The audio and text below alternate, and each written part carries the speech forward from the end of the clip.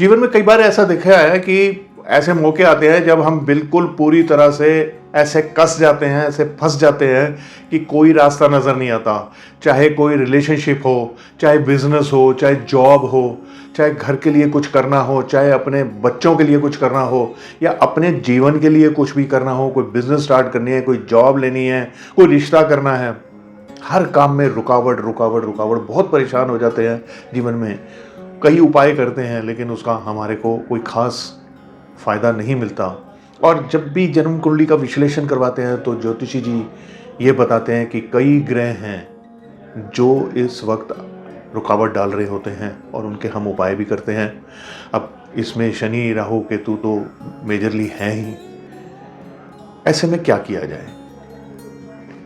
नमस्कार, मैं एस्ट्रो केवल हमेशा की तरह ऐसी कोई समस्या लेकर और उसके आसान से अफोर्डेबल, यानी जिसमें हर कोई जिस उपाय को कर सके और बहुत इफ़ेक्टिव उपाय हों, ऐसे लेकर आपके समक्ष आता रहता हूँ। उम्मीद करता हूँ कि आप मेरी इन वीडियोस को अगर अच्छी लगे तो लाइक ज़रूर करेंगे। मेरे चैनल को भी सब्सक्राइब करते रहिए, क्योंकि अगर आप सब्सक्राइब करते हैं या मेरी वीडियोस को शेयर करते हैं और वो लोग सब्सक्राइब करते हैं तो मेरा उत्साह बढ़ता है। जब मेरा उत्साह बढ़ता है तो मैं आपके लिए और अच्छी और आसान वीडियोस बनाता रहता हूँ, आइडियाज़ लेकर आता रहता हूँ, क्योंकि किसी भी काम को करने के लिए उत्साह होना बहुत ज़रूरी है ना। चलिए आता हूँ मैं अपने मुद्दे पर। देखिए, ऐसा जब समय आ जाए जब पूरी तरह से चारों तरफ से रुकावट बढ़ रही हो, तो हमारे को एक उपाय है जो चींटियों का उपाय है। ये मैंने देखा है कि मैंने बहुत लोगों से ये करवाया भी है अपने जीवन में। मैंने खुद भी लगातार, मैं तो आज भी करता हूँ। और मैंने ये देखा है कि बड़ी बड़ी विपदाएं, बड़े बड़े एक्सीडेंट्स टल जाते हैं। अब करना क्या है? देखिए, पहले हमारे को चींटियों के बारे में जानना होगा। चींटियाँ अक्सर दो प्रकार की होती हैं, भूरी यानी लाल, और जो काली होती हैं। जो मैं आपको ये उपाय बताने जा रहा हूँ ये सिर्फ काली चींटियों के लिए है। अगर लाल चींटियाँ इसको खाती हैं, ये सामान जो मैं आपको बताऊंगा, जो आप उनको सर्व करते हो, तो उसमें कोई वहम की बात नहीं है। लेकिन मैं लाल चींटियों का भी अलग से आपको एक उपाय जल्द ही दूंगा। है क्या कि आप थोड़ी सी सामग्री है जिसे इकट्ठा कर लीजिए। कुछ छोटे छोटे जैसे टुकड़ा चावल कहते हैं वो ले लीजिए। उतनी ही मात्रा में सफ़ेद तिल और काले तिल भी उतनी मात्रा में ले लीजिए। और उतनी ही मात्रा में आप इसमें आटा वो मिला लीजिए। आटा हल्का भुना हुआ हो तो ज़्यादा अच्छा है। और इतनी ही मात्रा में शक्कर या चीनी मिला लीजिए। शक्कर हो तो बहुत उम्दा है। अब ये मिश्रण तैयार कर आप अपने पास एक डब्बे में या पॉलीथीन बैग में, जैसे भी रखना चाहें, आप उसे संभाल लीजिए। रोज़ाना सुबह या शाम, समय की कोई पाबंदी नहीं है, किसी वीरान जगह पर जहाँ पर लोगों का आना जाना कुछ कम हो। मैं ये नहीं कहता एकदम सुनसान जगह चले जाइए। हाँ, जो लोग विदेश में रहते हैं उन्हें ज़रूर जंगलों में या ऐसी जगहों पे जाना पड़ेगा, क्योंकि वहाँ ये उपाय जो है आप ओपनली खुले में नहीं कर पाएंगे। बेहतर तो है कोई पीपल का पेड़ हो, मंदिर के पास होते हैं पीपल का पेड़, कोई बड़ का वृक्ष हो, जहाँ ये काली चींटियाँ या चींटे बड़े वाले, ये दोनों में कोई फ़र्क नहीं होता ज़्यादा।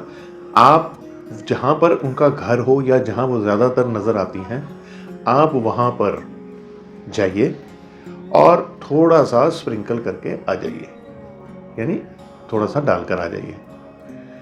देखिए, सड़क पे या आने जाने वाले रास्ते में मैं इसलिए मना कर रहा हूँ क्योंकि वहाँ पर किसी के पाँव पड़ सकते हैं, उनसे चींटियाँ मर सकती हैं, या कोई गाड़ी निकले उसके पहिए के नीचे आ जाकर मर सकती हैं। बस आपने यही कार्य करना है कि वो डालकर आनी है।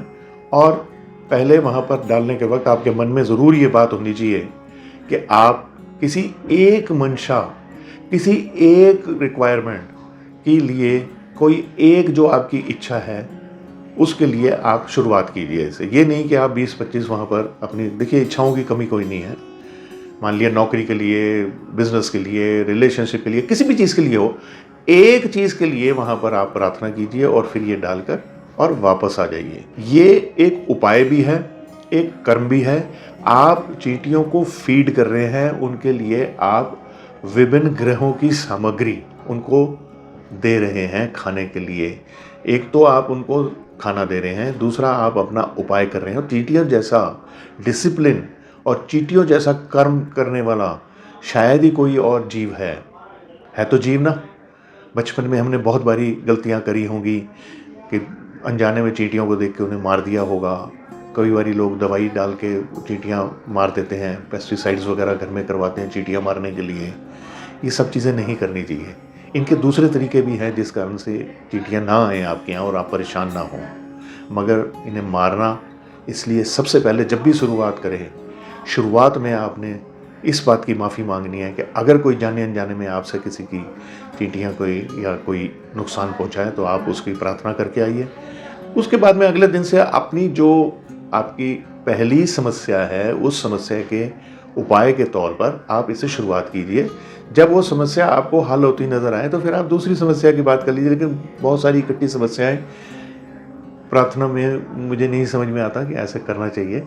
बाकी आपकी मर्ज़ी है, आप जैसा ठीक समझें, लेकिन आप ये उपाय ज़रूर कीजिए। इसे कर्म समझ के कीजिए कि कर्म करना बहुत ज़रूरी है। इससे क्या होता है कि आपके मन में पॉजिटिविटी बढ़नी शुरू हो जाती है। आपका दिमाग जो है वो सही फैसले लेने लग जाता है। आप खुद नोटिस करना इस बात को। और जब भी कोई व्यक्ति अपने फैसले सही लेने लग जाए तो समझिए कि उसके जीवन की आधी परेशानियां तो वैसे ही खत्म हो जाती है ना। तो बस जिसके भी जीवन में कोई दिक्कत आ रही है, नहीं भी आ रही है, तो ये वाला एक ऐसा उपाय है जो, मैं उपाय नहीं बोलूँगा इसे, ये एक ऐसा कर्म है जो सबको करना चाहिए। कम से कम परिवार में एक व्यक्ति को तो ज़रूर ये करना चाहिए। आप कुछ पूछना चाहते हैं, कोई इसी वीडियो के बारे में आप कुछ आगे कमेंट करना चाहते हैं, या आपके ज्ञान में कुछ ज़्यादा है जो मुझसे शेयर करना चाहें, तो आप ज़रूर मुझे कमेंट कीजिए। मुझे आपका इंतज़ार रहेगा।